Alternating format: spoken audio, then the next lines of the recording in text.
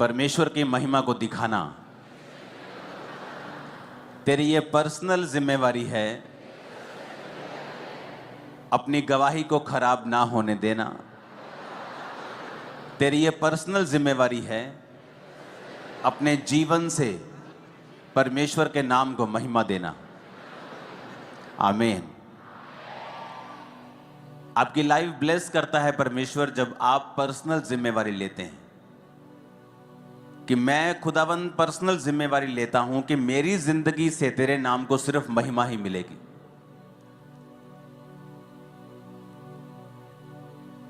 जब आप अपने काम पर हैं, आप चोरी नहीं करते, ये एक पर्सनल महिमा है खुदावंद को देना कि ये क्रिश्चियन है इसलिए चोरी नहीं करता, परमेश्वर के नाम को महिमा मिलती है।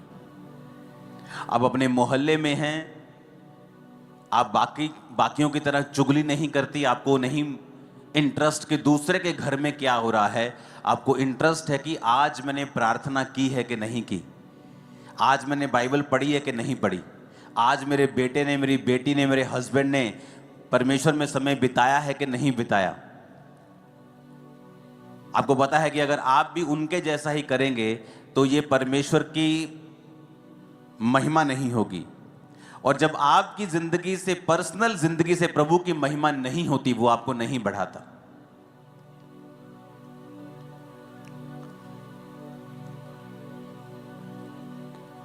आपकी जिंदगी इस बात पे निर्भर करती है कि आपने अपनी पर्सनल लाइफ से खुदा के नाम को कितनी महिमा दी है। क्या आपने अपनी जिंदगी में ऐसे कुकर्म किए हैं कि परमेश्वर के नाम को निंदा जा रहा है, कि आपने अपनी जिंदगी में ऐसे काम किए हैं कि परमेश्वर के नाम को महिमा मिल रही है। परमेश्वर ने कहा तुम्हारे भले कामों को देखकर लोग तुम्हारे पिता की जो स्वर्ग में है लोग बढ़ाई करें। जब इजरायली लोग निकले वहां से तो बड़े चमत्कार दिखा के निकले। तो जब इजरायली लोग वहां पहुंचे नहीं जहां उनको पहुंचना चाहिए था, तो आप जानते हैं लोगों ने क्या कहा? लोगों ने परमेश्वर के नाम को निंदा दी। परमेश्वर ने कहा इनका परमेश्वर तो बड़ी बड़ी बातें करके इनको यहां से ले गया था, लेकिन वहां नहीं पहुंचाया जहां इन्हें पहुंचाने का वायदा परमेश्वर ने किया था।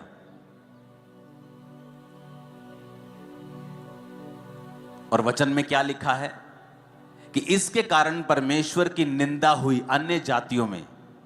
अन्य जातियों ने यह नहीं देखा कि अगर वो इजरायली नहीं पहुंचे कनान में तो उसका कारण, वो कारण नहीं ढूंढा उनको नहीं पता कि वो व्यभिचार के कारण नहीं पहुंचे, वो मूसा के खिलाफ कुड़कुड़ा के वहां नहीं पहुंचे, वो उन्होंने मूर्ति पूजा की इसलिए वहां, वो उन्होंने कुछ नहीं देखा। उन्होंने सिर्फ यही देखा कि ये वहां पर नहीं पहुंचे क्योंकि परमेश्वर ने पहुंचा नहीं पाया। और बाइबल कहती है अन्य जातियों ने परमेश्वर के नाम की निंदा की। आपके कारण अगर परमेश्वर के नाम को महिमा मिलेगी, परमेश्वर आपको पब्लिकली रिवॉर्ड करेगा और बढ़ाएगा। और अगर आपके कारण परमेश्वर के नाम को निंदा मिलेगी, अगर उसको महिमा मिलेगी वो आपको बढ़ाएगा, अगर उसको निंदा मिलेगी वो आपको बढ़ाएगा नहीं, वो आपको घटाएगा। और ये शुरुआत होती है छोटे लेवल से। जब आपको कोई नहीं देख रहा और फिर भी आप परमेश्वर में वफादार हैं, तो परमेश्वर आपको आगे लेके जाता है। उस चोरी को, उस व्यभिचार को कोई नहीं देख रहा, किसी को मालूम नहीं होगा, लेकिन परमेश्वर को मालूम होगा, जो बढ़ाने और घटाने वाला परमेश्वर है। जो ये कहता है मैं ही मरहम लगाता हूं, मैं ही घायल करता हूं, मैं ही पट्टी बांधता हूं, मैं ही मारता हूं, मैं ही जिलाता हूं। रोमियो 2 उसकी 24 आयत में आप स्क्रीन पर देखेंगे, सिर्फ नोट करेंगे और पढ़ेंगे घर जाके इसको। क्योंकि तुम्हारे कारण अन्य जातियों में परमेश्वर के नाम की निंदा की जाती है। इसमें परमेश्वर कंप्लेंट करता है कि तुम्हारे कारण, परमेश्वर ने ये नहीं कहा मेरे कारण या शैतान के कारण कि शैतान कर रहा है, परमेश्वर ने कहा नहीं, तुम्हारे कारण परमेश्वर की निंदा की जाती है अन्य जातियों में। वचन में लिखा है, जब आप न्यायियों 6 उसकी 1 से 6 आयत पढ़ते हैं, तब इजराइलियों ने यहोवा की दृष्टि में बुरा किया, इसलिए यहोवा ने उन्हें मिधानियों के वश में 7 वर्ष तक रखा और मिधानी इजराइलियों पर प्रबल हो गए। और मिधानियों के डर के मारे इजराइलियों ने पहाड़ों के गहरे खड्डों और गुफाओं और किलों में अपने निवास बना लिए। जब जब इजरायली बीज बोते तब तक मिधानी, अमालेकी और पूर्वी लोग चढ़ाई करके सब कुछ खत्म कर देते थे। अब अज्जा तक छावनी डाल डालकर भूमि की उपज नष्ट कर डालते थे और इजरायलियों के लिए ना तो भोजन वस्तु, ना भेड़ बकरी, ना गाय बैल, ना गधा छोड़ते थे। 6 आयत में लिखा, मिधानियों के कारण इजरायली बड़ी दुर्दशा में पड़ गए। तब इजरायलियों ने यहोवा की दुहाई दी। और पहली आयत में फिर पहली लाइन में फिर पढ़ेंगे, इजरायलियों ने यहोवा की दृष्टि में बुरा किया, इसलिए यहोवा ने उन्हें मिधानियों के वश में 7 वर्ष तक रखा। अब यहां शैतान प्रबल नहीं हुआ उनके ऊपर। यहां कहीं नहीं लिखा कि शैतान ने उनको अपने वश में कर लिया। परमेश्वर ने कहा वो परमेश्वर से मुड़ गए और इजरायलियों ने पाप किया, इसलिए परमेश्वर ने उन्हें मिधानियों के यानी उनके दुश्मन के वश में 7 वर्ष तक रखा। इसलिए नहीं कि शैतान भारी था। मैं आपको बताना चाहता हूं कि जब आप मौका देंगे शैतान को, अन्य जातियां खुश होंगी। नहीं तो अन्य जातियों के पास 0.11%, 0.0001% भी पावर नहीं है आपके ऊपर रेन करने की, आपके ऊपर चढ़ने की। मैं आपको बताता हूं, आप परमेश्वर के दास और दासियां हैं। उसके बेटे और बेटे किसी की औकात नहीं है आपको छू जाए। मैं आपको बता रहा हूं।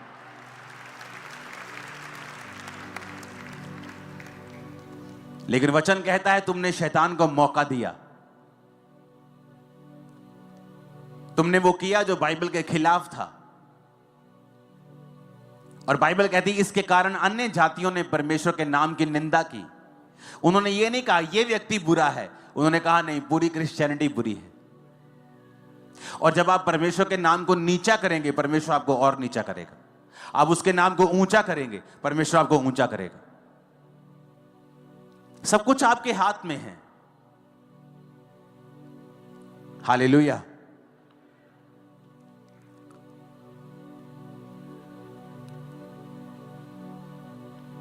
तब क्या हुआ? 7 आयत में लिखा है, न्यायियों 10 उसकी 6 से 10 जब आप पढ़ते हैं, 6 में लिखा जब इजरायलियों ने यहोवा की दृष्टि में फिर बुरा किया, तो 7 आयत में लिखा है यहोवा का क्रोध इजराइल पर भड़का और उन्हें पलिश्तियों और अमोनियों के अधीन कर दिया। पूरी बाइबल आप पढ़ के देखो, जब जब इजरायलियों ने बुरा किया, परमेश्वर ने उन्हें दुश्मन के वश में कर दिया। एक सताव होता है आपको बढ़ाने के लिए होता है, एक होता है कि आप अपनी गलतियों की वजह से उस चीज में पड़ते हैं। और यहां पर अगर आप बाइबल में पूरी बाइबल को ध्यान से पढ़ेंगे तो वचन में लिखा है कि हमेशा इजरायली फंसते थे अपने पाप के कारण, और फिर परमेश्वर की दुहाई देते थे। परमेश्वर उन्हें फिर छुड़ाता था, फिर वो परमेश्वर में बिगड़ जाते थे, फिर वो दुश्मन के वश में चले जाते थे, फिर परमेश्वर की दुहाई देते थे और फिर परमेश्वर ने छुड़ाता था। ऐसा चलता रहा कितने 100 सालों तक। जबकि ऐसा करने के लिए आप नहीं बुलाए गए हैं, आप बुलाए गए हैं बाइबल कहती परमेश्वर के गुणों को दिखाने के लिए, परमेश्वर की ग्लोरी को दिखाने के लिए, उसके गुणों को दिखाने के लिए, उसकी पावर को दिखाने के लिए। आपके बच्चे बेस्ट पोजीशंस के ऊपर होंगे और उसकी ग्लोरी होगी। मैं आपको बता रहा हूं, आप जब खुदा के साथ वफादार होंगे, जहां दूसरे लोगों के बच्चे नहीं पहुंच पाए, आपके बच्चे उससे भी अधिक बड़ी पोजीशन में होंगे, जबकि आप फाइनेंशियली उनसे कहीं नीचे थे। मैं आपको बता रहा हूं, परमेश्वर दिखाएगा आपको कि उसने आपको चुना है। और अगर आप उसकी महिमा करेंगे, अगर आप परमेश्वर के नाम को ऊंचा करेंगे, अगर आप पर्सनल जिम्मेवारी के साथ परमेश्वर के नाम की महिमा करेंगे, वो आपको बढ़ाएगा। हालेलुया। बाइबल कहती है सैमसन को भी इसीलिए चुना गया था, एक माइटी मैन ऑफ गॉड जिसे चुना गया परमेश्वर ने पलिश्तियों के हाथ से इजरायलियों को छुड़ाने के लिए। पर वचन कहता है उसकी एक कमी थी, औरतों के पास जाना, वेश्याओं के पास जाना उसकी कमी थी। और वचन कहता है उस कमी के कारण उसने अपना भेद औरत को बताया, उसने उसके सारे बालों को जिसमें उसकी पावर थी काट दिया। और जब फिर पलिश्ती उस पर कब्जा करने के लिए आए, उसने सोचा अभी भी मैं ऐसे लटों को झटकाऊंगा और ऐसे ही परमेश्वर का आत्मा उस पर उतरेगा। तो वचन कहता है आत्मा उतरा नहीं और उसने सैमसन को वश में करके उसकी आंखों को नोच लिया। वो सैमसन जो उनका मजाक उड़ाता था, अब वो लोग सैमसन का मजाक उड़ाने लगे। कारण क्या था? शैतान। अरे शैतान तो लोगों को छू भी नहीं सकता, हम लोगों को शैतान तो टच भी नहीं कर सकता। बाइबल कहती है वो तो हमारे पांव की जूती के नीचे है। हमें लताड़ने का परमेश्वर ने अधिकार दिया है, डांटने का अधिकार दिया है, निकालने का अधिकार दिया है। शैतान आपकी लाइफ में कुछ नहीं कर सकता। लेकिन यहां पर सैमसंग ने मौका दिया और वचन कहता है उसके बाद सैमसंग की बेइज्जती हुई। सैमसंग की सारी चीजें जो उनके खिलाफ चलनी चाहिए थी, अब सैमसंग के खिलाफ चल रही थी। पाप के जो परिणाम है वो भयानक है हमेशा। इसलिए कलीसिया को बताया जाता है, उस समय कलीसिया को गुस्सा लगता है, लोगों को गुस्सा लगता है, लेकिन उनको बताया जाता है कि जो तुम कर रहे हो इसका परिणाम भयानक है, इसका परिणाम अच्छा नहीं है। तो हमें अभी सुधर जाना चाहिए ताकि बाद में अन्य जातियों में भी परमेश्वर के नाम की निंदा ना हो। जब इस अगस्त में लास्ट अगस्त जो निकला, मेरे 20 साल परमेश्वर में पूरे हुए, और एक बात मैं अपनी आत्मा में मैं जानता था कि मेरा एक सेकंड साइकिल अब शुरू होगा। जिस तरह से पहले साल 2004 में हुआ था, उसी तरह की कुछ ऐसी चीजों को मैं फेस कर रहा था 2024 के अगस्त से। मुझे मालूम था कि ये शारीरिक नहीं है, ये स्पिरिचुअल है। मुझे मालूम था कि ये वही फाइट शैतान मुझे देने की कोशिश कर रहा है जो मुझे 2004 में फील होती थी। मैं पहले वाले स्थान में चला गया, 2004 वाले स्थान में, जब चारों ओर फाइट्स थी। लेकिन मैं आपको बता रहा हूं, उन दिनों में प्रार्थना से, फास्टिंग से, फिर वही चीजें, फिर वही प्रार्थना, फिर उसी तरह, मैं नहीं जानता अपनी लाइफ में 2004 में जब मैं परमेश्वर में आया और जब मैं परमेश्वर की प्रेजेंस में जाता था तो मेरे हमेशा आंसू निकलते थे। हमेशा, अगर मैं परमेश्वर की प्रेजेंस में 10 बार जा रहा हूं तो 10 बार मेरे आंसू निकलते थे। वो मेरी लाइफ की सिचुएशन ऐसी थी। और वही चीज मैंने महसूस की 2024 में कि जब भी मैं परमेश्वर की प्रेजेंस में जा रहा हूं, मैं अजीब तरीके के साथ परमेश्वर के सामने दुहाई दे रहा हूं। लेकिन खुदावंद जब आपको ऐसी परीक्षाओं में डालता है, वो एक्चुअली आपको बढ़ाने के लिए होती हैं। जब मैं इस बार वापसी आ रहा था मेलबर्न से दिल्ली की फ्लाइट में, तो मुझे नींद नहीं आ रही थी। मुझे मालूम था मुझे नींद नहीं आएगी। ये 12 घंटे की फ्लाइट में मैं 9 घंटे प्रेयर में था। जाते वक्त अलग था माहौल, लेकिन आते वक्त मैं टोटल प्रार्थना में था। तो जब मैं प्रेयर कर रहा था तो परमेश्वर ने मुझे विजन्स देने स्टार्ट किए। और मैं आपको बताऊंगा आने वाले समय में जो खुदा ने विजन दिया है वो इतना ग्लोरियस है और इतना महान है। और इस चर्च को, इस सेवकाई को, और इस विजन को और इस मिशन को परमेश्वर वहां जाके खड़ा कर देगा जहां पर बड़े बड़े मिशंस को आप देखते हो, उनकी कैटेगरी में परमेश्वर हमें खड़ा करने वाला है। मैं आपको बता रहा हूं क्योंकि वो चीजें मैंने निकाल ली, वो समय मैंने निकाल लिया प्रार्थना में, उपवास में, आंसुओं के साथ प्रार्थना करते हुए। मुझे मालूम था कि जो मैं जिस चीज से मैं गुजर रहा हूं, मैंने कोई गलत काम नहीं किया, लेकिन मैं निकल रहा हूं। लेकिन जब परमेश्वर ने मुझे विजन देना स्टार्ट किया, मुझे बताना स्टार्ट किया, और मैं प्रार्थना में था, और इसलिए नहीं कि परमेश्वर क्यों हो रहा है, कैसे हो रहा है, मैं ऐसे कभी प्रार्थना नहीं, जस्ट परमेश्वर की प्रेजेंस में आप बाइबल पढ़ रहे हैं, आप प्रार्थना कर रहे हैं, और परमेश्वर ने सारी चीजों को जाहिर करना शुरू किया। वो ग्रेट काम करने वाला है हमारे बीच में, एक ऐसा लेवल जो कभी सोचा नहीं जा सकता, जो एक ड्रीम होगा लोगों के लिए, जिसमें परमेश्वर हमें लेके जाने वाला है दिनों, महीनों में, अब हफ्तों में। मैं आपको बता दूंगा ये पॉसिबल है अगर आप अपनी पर्सनल लाइफ से परमेश्वर की महिमा करेंगे तो।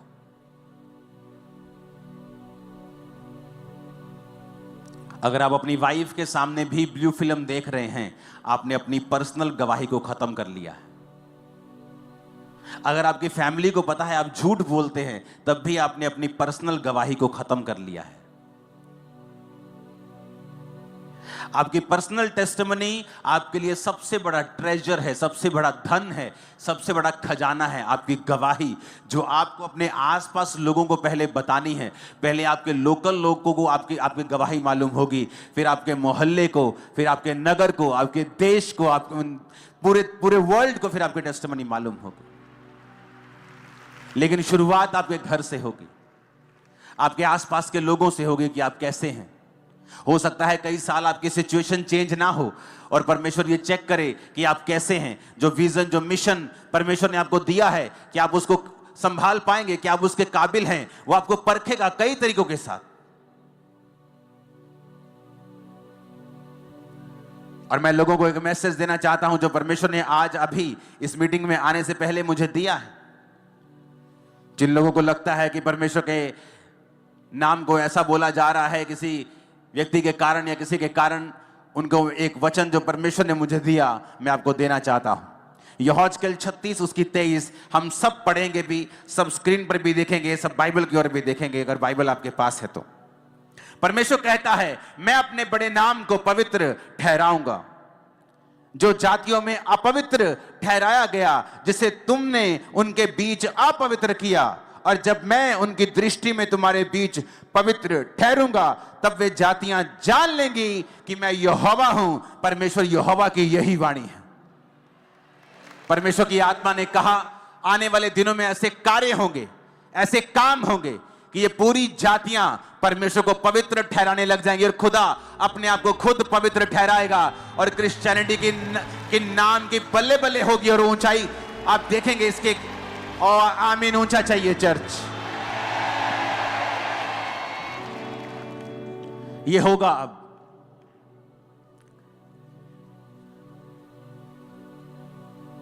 अगर किसी दुष्ट की वजह से क्रिश्चियनिटी के नाम को बदनामी मिलती है तो परमेश्वर कहता मैं अपने नाम को खुद पवित्र ठहराऊंगा। आने वाले समय में आप देखोगे खुदा के नाम को इसी जगहों के ऊपर ऊंचा होते हुए। और ये मेरा नहीं, ये खुदा का वचन है आप लोगों के लिए, और पंजाब की कलीसिया के लिए, और इंडिया की कलीसिया के लिए, और दूर सब देशों की कलीसिया के लिए। वो अपने नाम को पवित्र ठहराएगा और उसे किसी टीवी चैनल की जरूरत नहीं है अपने नाम को पवित्र ठहराने के लिए। जब वो काम करने पे आएगा वो ऐसा करेगा लोग देखते रह जाएंगे।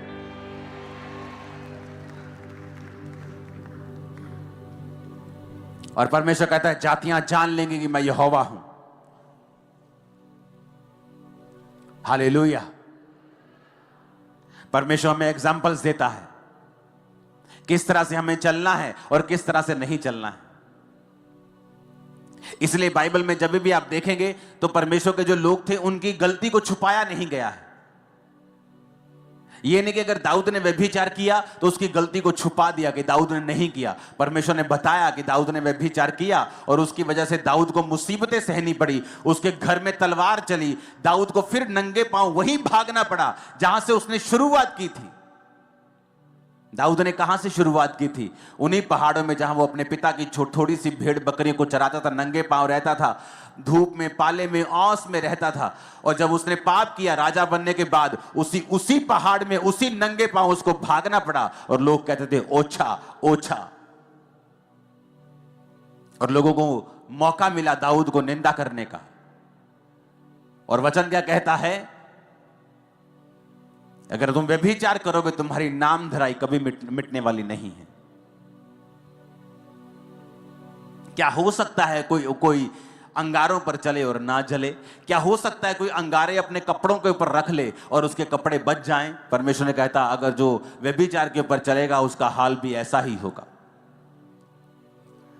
आपको यह बात समझनी पड़ेगी, आपकी पर्सनल जिम्मेवारी है एज ए क्रिश्चियन कि आप अपने आसपास के लोगों के लिए कैसी एग्जाम्पल हैं। अगर आप बैड एग्जाम्पल हैं तो परमेश्वर का क्रोध आपके ऊपर रहेगा, कोई काम भी सफल नहीं होगा। आपकी टेस्टिमनी जो 1 साल 2 साल में आपको मिलनी है वो कहीं परमेश्वर 20 30 40 साल पर उसको लंबा कर देगा। तो आपको यह बात समझनी पड़ेगी। ये वचन मैंने आपको परमेश्वर की ओर से दिया है कि परमेश्वर कहता है कि मैं अपनी महिमा फिर से बनाऊंगा, अपने नाम को मैं पवित्र ठहराऊंगा और लोग देखेंगे। और मैं आपको ये भविष्यवाणी करके कह रहा हूं, दुनिया के लोग, फॉरेन के लोग भी इंडियन क्रिश्चियंस को स्टडी करने के लिए आएंगे। ये किस तरह से इनका विश्वास इतना मजबूत और इतना सामर्थ्य है, मैं आपको बता रहा हूं। आप देखोगे आने वाले समय में दूसरे देशों के लोगों को भेजा जाएगा कि जाओ और इंडियन क्रिश्चियंस जो हैं उनकी लाइफ को स्टडी करो, ये किस तरह से परमेश्वर ने उनकी लाइफ में काम किया है या उन्होंने किस तरह से बेदारी को फैलाया है। उनकी लाइफ को जाके स्टडी करो ताकि हम भी अपने देश में वैसा ही। आप देखोगे इस भविष्यवाणी को पूरा होते हुए। आप गोरे लोगों को मैं आपको बता रहा हूं, मोरक्कन को आप बड़े लोगों को, तुर्कियों को आप बड़े लोगों को देखोगे, खासकर व्हाइट स्किन लोगों को आप ज्यादा देखोगे। इंडिया में आते हुए, पंजाब में आते हुए, जस्ट स्टडी करने के लिए कि परमेश्वर ने इनकी लाइफ में कैसे काम किया और कैसे सुसमाचार ये फैलाते हैं, क्यों ये परमेश्वर इनकी लाइफ में इतना बड़ा काम कर रहा है, वो आपकी स्टडी करने के लिए आएंगे और खुदा के नाम की महिमा होगी। वो अपने नाम को पवित्र ठहराएगा, उसका नाम ऊंचा होगा। आप ऊंचा करेंगे, मैं ऊंचा करूंगा यीशु मसीह के नाम में। Hallelujah, hallelujah. एक समय होता है आप परीक्षाओं से गुजरते हैं, एक समय होता है परमेश्वर फिर आपको फल देता है। लेकिन आप ये मेक श्योर करें कि आपकी परीक्षा आपके पाप की वजह से ना हो, आपकी परीक्षा आपके बढ़ने के लिए हो, वो परमेश्वर की ओर से हो, शैतान की ओर से ना हो। हालेलुया। अपने मन से बात करो धीरे धीरे शब्दों में कि आज से मैं परमेश्वर की जिम्मेवारी लूंगा और मैं खुदा के नाम को महिमा दूंगा। एक भी कर्म नहीं ऐसा करूंगा कि परमेश्वर के नाम को निंदा मिले। मैं और मेरा घराना हम मिलकर परमेश्वर की सेवा करेंगे। आमीन। ऊंचा ये आशीष हमारी है। हालेलुया। तैयार हो खुदावंद की महिमा करने के लिए? पर्सनल जिम्मेवारी है आपकी लाइफ पर। परमेश्वर आपको देख रहा है, वो जानता है आपको, वो देखता है कि आप उसकी मैंने बहुत से लोगों को देखा है,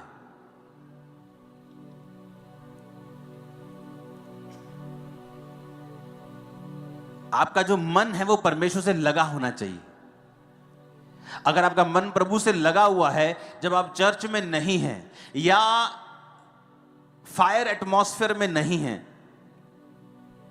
आप वर्शिप के माहौल में नहीं है, जस्ट अपने वर्क प्लेस पे हैं, कहीं घूम रहे हैं, कहीं जा रहे हैं, अगर आपके मन में हमेशा परमेश्वर के साथ आप जुड़े हुए हैं, आपको मालूम होगा क्या गलत है और क्या सही है। मुझे ये नहीं करना है, मुझे ये करना है। बाइबल कहती है जब आप पाप करते हैं छोटा सा, आपका विवेक निर्बल हो जाता है। क्या हो जाता है? कमजोर हो जाता है।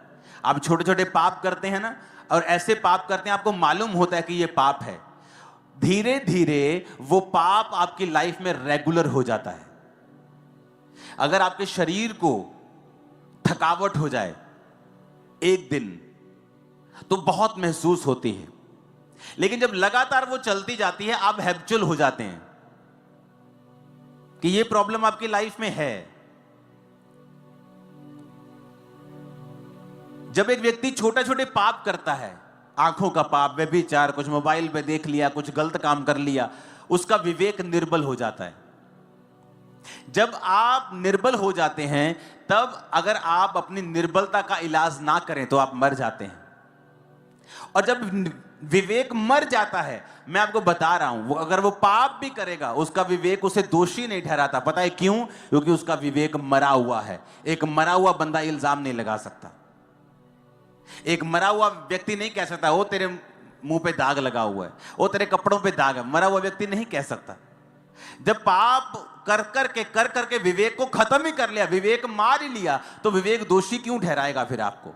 फिर विवेक आपको दोषी नहीं ठहराएगा, क्योंकि आपका विवेक तो मरा हुआ है। अगर मरा हुआ ना होता तो इतने बड़े बड़े आप काम ना करते। कितने मेरी बातों को समझ रहे हैं? आप प्रभु में सही चल रहे होते हैं, आप कुछ गलत करते हैं, हल्का सा भी आपके अंदर गिल्टी की भावना आती है। कितने मेरी बात को समझ रहे हैं? चाहे आप थोड़ा सा डांट भी नहीं किसी, आपके अंदर गिल्टी की भावना आती, गिल्टी फील होता है। लेकिन कईयों को नहीं होता है। क्यों? क्योंकि वो अपने विवेक को निर्बल कर करके विवेक को मार चुके हैं, डेड कर चुके हैं, डेथ हो गई है विवेक की। अब वो कुछ भी कर रहे हैं क्योंकि उनका विवेक उन्हें दोषी कहते। विवेक दोषी नहीं ठहराता तो आप दोषी नहीं। बाइबल ऐसा नहीं कहती। बाइबल कहती है वचन तुम्हें दोषी ठहराता है, सिर्फ विवेक नहीं। अगर वचन तुम्हें दोषी ठहराता है तो तुम दोषी हो। अगर तुम्हारा विवेक मर ही चुका है तो वो तुम्हें दोषी कैसे ठहराएगा? क्योंकि तुमने उसे खत्म कर दिया है पाप कर करके। हालेलुया। तो जब आप पहले स्टेप पे होते हैं और आपके अंदर गिल्टी आती है कि नहीं ये मुझे गलत लग रहा है, ये थोड़ी सी चोरी, इनडायरेक्ट चोरी, ये चीजें, तभी उसको इलाज करना है, तभी अपने दुर्बलता का इलाज करना है। विवेक को तभी कमजोर होने से बचाना है और उसे मजबूत रखना है, क्योंकि विवेक जब कमजोर हो जाएगा धीरे धीरे वो मर जाएगा, और जब मर जाएगा तुम कुछ भी कर लो, कत्ल भी कर दोगे, तुम कहोगे कोई बात नहीं, मूसा ने भी किया था। फिर तुम एग्जाम्पल्स ढूंढने लगोगे बाइबल में से, और तुम वचन का आसरा लेकर फिर गलत काम करोगे, क्योंकि तुम्हारा विवेक जो है वो मर चुका है।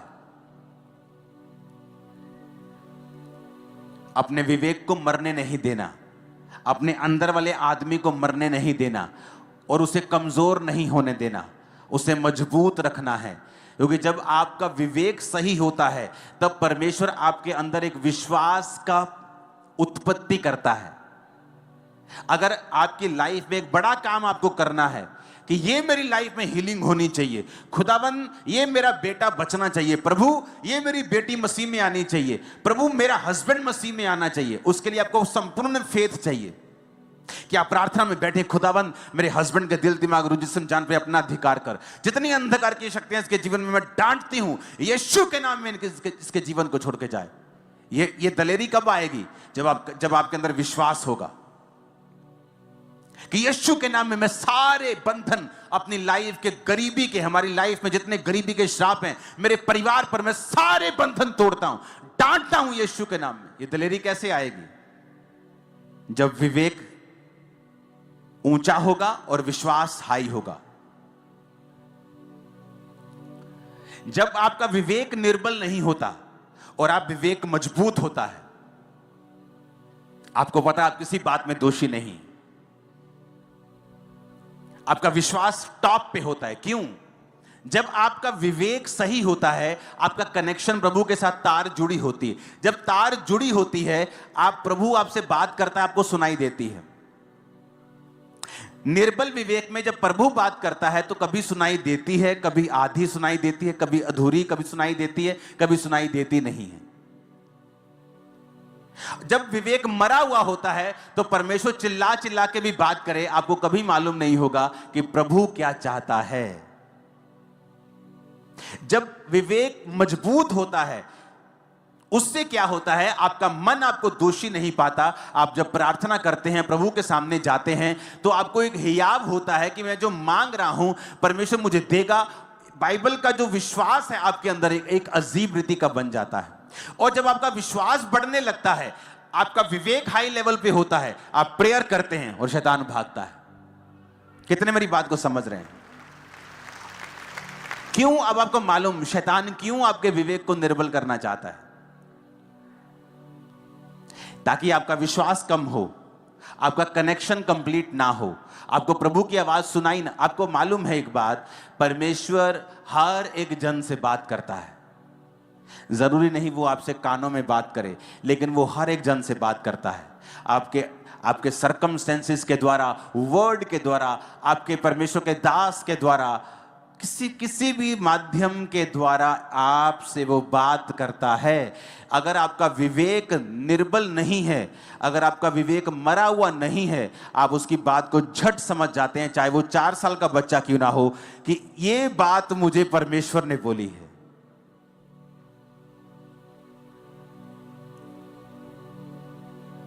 हो सकता है आप बीमार हो क्योंकि आप ज्यादा पानी ना पीते हो, कम पानी पी रहे हो, आपकी बॉडी में पानी की कमी हो, और एक 4 साल का बच्चा आपको बोले मम्मा रोज पानी पिया करो, ज्यादा पानी पिया करो, और आपको नहीं मालूम वो प्रभु ने बात की है आपसे। क्योंकि आपका विवेक अगर मजबूत है तो परमेश्वर पत्थर को भी इस्तेमाल कर सकता है, बच्चे को भी कर सकता है, आपके दास को कर सकता है। वो किसी भी चीज को आपको बताने के लिए और बढ़ाने के लिए इस्तेमाल कर सकता है। कितने मेरी बात को समझ रहे हैं? और शैतान क्या करता है, वो आपको एक छोटा सा पाप देके आपके विवेक को निर्बल करता है और मार देता है, ताकि प्रभु चाहे चिल्लाए भी आपको कभी समझ नहीं आएगी प्रभु क्या चाहता है। अपने विवेक को जीवित रखें और फिर देखें ये जर्नी कितनी एक्साइटमेंट से भरी हुई है, आशीषों से भरी हुई है। सताव है लेकिन बरकतें बहुत बड़ी हैं, परीक्षा है लेकिन महिमा परीक्षा से कहीं अधिक बड़ी है। और सबसे बड़ी बात, अनंत जीवन कहीं अधिक बड़ा है। जहां इस देश के, दुनिया के बड़े बड़े राजे वहां पहुंच नहीं पाएंगे, बड़ी बड़ी पदवियों के ऊपर बैठने वाले उस अनंत जीवन तक नहीं पहुंच पाएंगे जहां आप और मैं पहुंच पाएंगे। हालेलुया। अपने पड़ोसी को बोलो, अपने अंदर वाले आदमी को, औरतें बोले अपनी अंदर वाली औरत को मरने नहीं देना है, कमजोर नहीं होने देना है, अपने विवेक को जीवित रखना है, मजबूत रखना है। ऊंची आवाज में आमीन खड़काओ जरा, ऊंची आवाज। हालेलुया। तो आपको यह बात समझनी पड़ेगी कि आपके ऊपर एक पर्सनल जिम्मेवारी है परमेश्वर का नाम महिमा देने की, उसके नाम को फैलाने की। आप फेल नहीं हो सकते। मैंने कहा आप फेल नहीं हो सकते। बाइबल बहुत सख्त है, उसमें तो लिखा है जो परमेश्वर की सेवा करने वाला है वो निंदा से परे होना चाहिए, उसका आंचल साफ होना चाहिए, नहीं तो वो पास्टर की कुर्सी पर नहीं बैठ सकता है। वचन तो इतना सख्त है कि आप सोच भी नहीं सकते। कई मामलों में आपको परमेश्वर में चलना होगा, बढ़ना होगा। दुनिया में क्या हो रहा है, लोग क्या कर रहे हैं, भूल जाओ। अपनी लाइफ देखो, आपको क्या करना है। दुनिया के साथ क्या हो रहा है, लगातार फोन पे जुड़े रहते हो तुम लोग, छोड़ दो। अपनी लाइफ को चेक करो। वही शैतान किसी का सगा नहीं है। अगर वो एक के साथ कर सकता है, दूसरे के साथ भी कर सकता है। अपने आप को चेक करो, अपने आप को बढ़ाओ, अपने परिवार का ध्यान रखो, अपनी स्पिरिचुअल लाइफ का ध्यान रखो, अपनी संगति का ध्यान रखो। मुझे क्या करना है। अपने हाथों को उठाओ। सब पंजाब की कलीसियाओं के लिए हम प्रार्थना करेंगे। और याद रखो, शैतान किसी के साथ कुछ करता है, लेकिन खुदा की सेवकाइयों को कोई फर्क नहीं पड़ेगा। वो कोई भी सेवकाई हो, कोई भी दर्शन हो, खुदावन उसे मरने नहीं देगा। अपने हाथों को उठाओ। Thank you Jesus. हिलाओ अपने हाथों को और गैर भाषा में हम प्रार्थना करेंगे।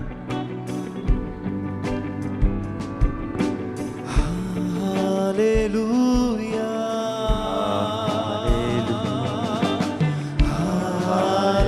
हालेलुया, प्रभु यीशु राज करे। सब जन खड़े हो जाओ और गैर भाषा में प्रार्थना करो। पंजाब की कलीसिया के लिए सबसे पहले प्रार्थना करो। दिनों में ही खुदावन का आत्मा कहता मैं अपने नाम को पवित्र ठहराऊंगा।